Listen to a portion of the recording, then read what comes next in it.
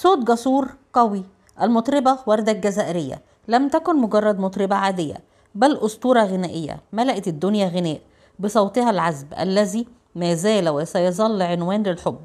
صوتها الإحساس وأداؤها الراقي رافق جماهير لسنوات طويلة، مشوار فني امتد لأكثر من نصف قرن من الغناء. قالت عنها أم كلثوم: وردة ربنا اداها صحة في الجسم والصوت. أهلا بكم في قناتي أخبار النجوم مع إيمي. لسه ما اشتركش يشترك ويحط اللايك والكومنت. حقيقة علاقتها بالمشير عامر. طردها جمال عبد الناصر من مصر بسبب هذه العلاقة. وردة محمد فتوكي أب جزائري وأم لبنانية، اتولدت في فرنسا. بدأت الفن في سن صغير. أبوها كان عاشق للفن العربي الأصيل. تعلمت الغناء والطرب في بيت أبوها، وفي سنة من السنين اتهموا أبوها إنه حايز لأسلحة ضد الدولة الفرنسية، وكانوا هيقبضوا على أبوها، ولكن هو مشي من فرنسا وراح لبنان.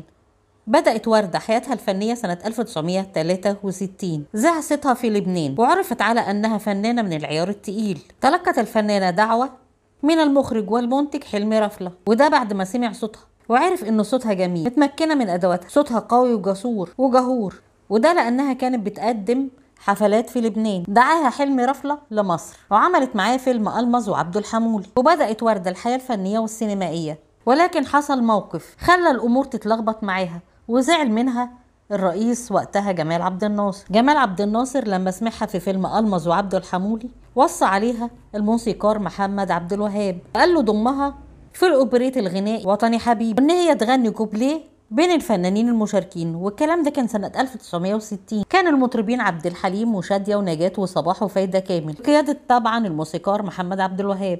ولكن الرئيس جمال عبد الناصر غضب عليها. طب ازاي وليه؟ الحكاية حصلت وقت الوحدة المصرية السورية، والمشير عبد الحكيم عامر كان رايح سوريا، ووردة أصلا كانت موجودة في سوريا. وهي ماشية بعربيتها اتعطلت العربية، وشاء الحظ والقدر وبالصدفة كان معدي عليها المشير عبد الحكيم عامر في الطريق، لقاها واقفة بعربيتها في الطريق. نزل المشير عبد الحكيم عامر، هو اصلا ما يعرفهاش ولا شافها، وصل الحراس الموجودين معاه ان هم يوصلوها للمكان اللي هي عايزاه. وبعد كده اتصلت بالمشير عامر وقالت له: انا عايزه اجيلك عشان اشكرك على موقفك النبيل معايا، عايزه اجيلك في المكان اللي انت قاعد فيه. قال لها وقتها المشير عامر: تعالي اتفضلي، اهلا وسهلا. وبالفعل راحت ورده للمشير في الاستراحه بتاعته في دمشق، وكان موجود معاه محمد انور السادات واللواء احمد علوي وعبد الحميد السراج. يعني المشير ما كانش لوحده، والدنيا قامت ما وقفتش، وطلعت اشاعه، والاشاعه دي لاقت الرواج في ان في علاقه بين المشير عامر ووردة الجزائرية. مش كده وبس، ده وردة كمان حاولت ان هي تأكد الاشاعة دي. كانت لسه في بداية حياتها الفنية وعاوزة تتسند على اي حد. فضلت تقول في الوسط الفني ان انا صديقة مقربة للمشير عبد الحكيم عامر. راح تقرير الرئيس جمال عبد الناصر ان في اشاعة بتقول ان في علاقة بين وردة وعبد الحكيم عامر، والموضوع ده انتشر بسرعة البرق واتكتب في الصحف وانتشر بين الناس والعامة. الموضوع زاد عن حده، وصل كمان المخابرات. وصى وقتها جمال عبد الناصر المخابرات عشان يعرفوا اصل الحكايه ايه، وهل بالفعل المشير عامر ليه علاقه بوردة الجزائريه ولا هي اللي بتروج للاشاعه دي. والمشير عبد الحكيم عامر هو ما شافهاش الا مرتين، مره في الطريق وعربيتها متعطله، مره لما جت يعني تشكره في الاستراحه. ده كمان ما كانش لوحده، وصلت التقارير للرئيس جمال عبد الناصر وقرر ساعتها ان هو يطردها من مصر، وبالفعل تم طردها ورجعت لبلدها الجزائر. ولما راحت الجزائر اتعرفت على جمال بصاري وكيل وزارة الاقتصاد في الجزائر، اتجوزها. وقتها اعتزلت وردة الجزائرية الفن نهائي، ولكن سنة 1972 طلب منها الرئيس الجزائري هوري باديان تقيم حفلة بمناسبة العيد العاشر لاستقلال الجزائر. بالفعل لبت الدعوة وردة الجزائرية وعملت الحفلة ورجعت تاني للغناء. جوزها زعل جدا، في الوقت ده كانت خلفت منه بنت وولد.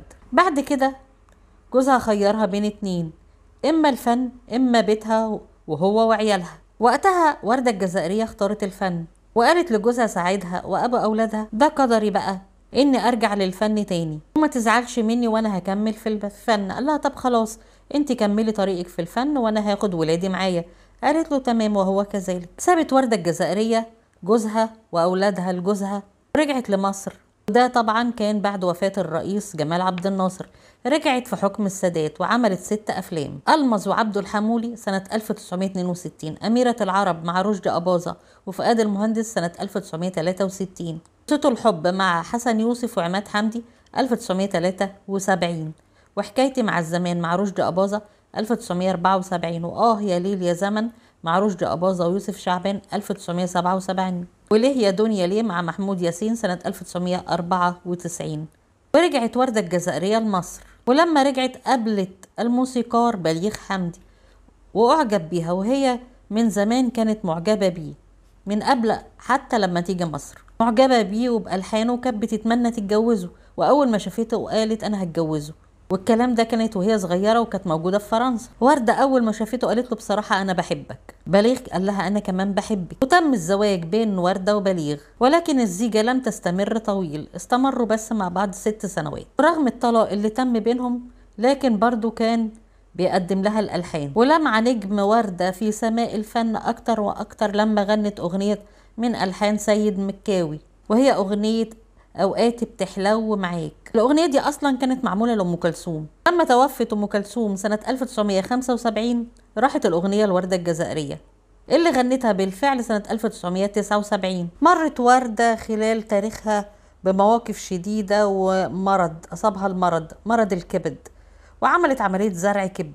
وردة صاحبة الصوت الجسور القوي، وفضلت وردة تغني حتى مجيء 2012. رحلت الجميلة وردة الجزائرية عن عالمنا بأزمة قلبية حادة، وماتت وردة صوت الحب، وبقي لنا كمحبين ومستمعين لوردة الجزائرية صوتها الحساس وأدائها الراقي. وبعد وفاة وردة في الوقت ده طلب الرئيس الجزائري عبد العزيز بوتفليقة إنها ترجع للجزائر عشان تندفن في الجزائر. أرسل ليها طيارة خاصة وانتظرها وفد رفيع المستوى في مطار الجزائر، ودفنت وردة في مقر العائلة في الجزائر. مات الجسد، بقيت البسمة والصوت الجميل الذي طربنا وهيطربنا لأجيال وأجيال. هي مش مجرد مطربة مرت في التاريخ، هي أسطورة غنائية ملأت الدنيا غناء بصوتها العذب الذي ما زال وسيظل عنوان للحب. صوت الحب، وردة الجزائرية. إذا عجبكم الفيديو لايك واشتراك للقناة. أختكم محتاجة دعوة.